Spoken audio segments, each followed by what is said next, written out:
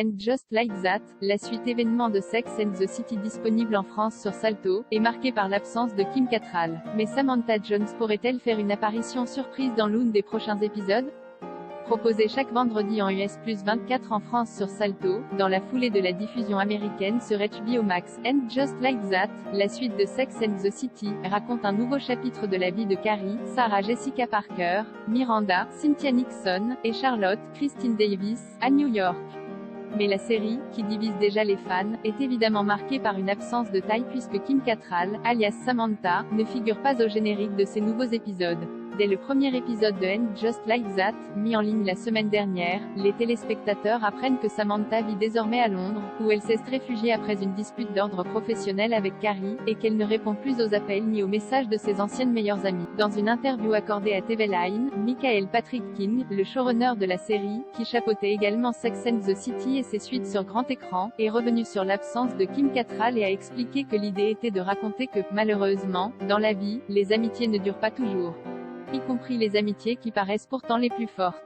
Les amitiés prennent part. Certains d'entre nous, parmi les scénaristes de la série, ont perdu des amis très chers, et cela reflète exactement la phrase que prononce Carrie à un moment donné, « Je pensais que nous allions toutes les quatre être amies pour toujours », explique Michael Patrick King.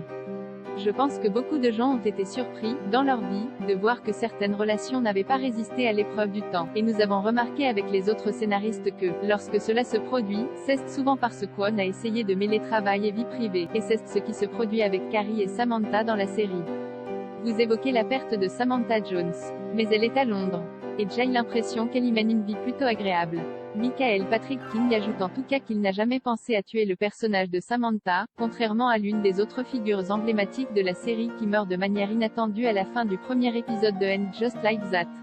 Jamais. J'adore Samantha. C'est un personnage très cher, au cœur du public.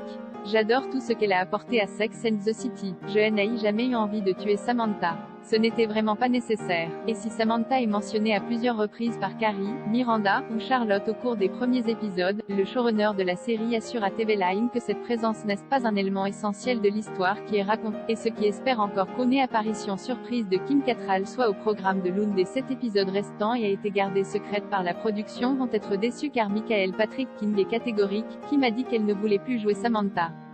Cette suite n'a jamais été conçue avec Kim Cattrall. Elle l'a été avec Samantha en tant que personnage, une ancienne héroïne qui continuera donc d'être évoquée par ses amis, mais n'apparaîtra vraisemblablement plus jamais dans Sex and the City. Peu importe où nous emmènera par la suite And Just Like That.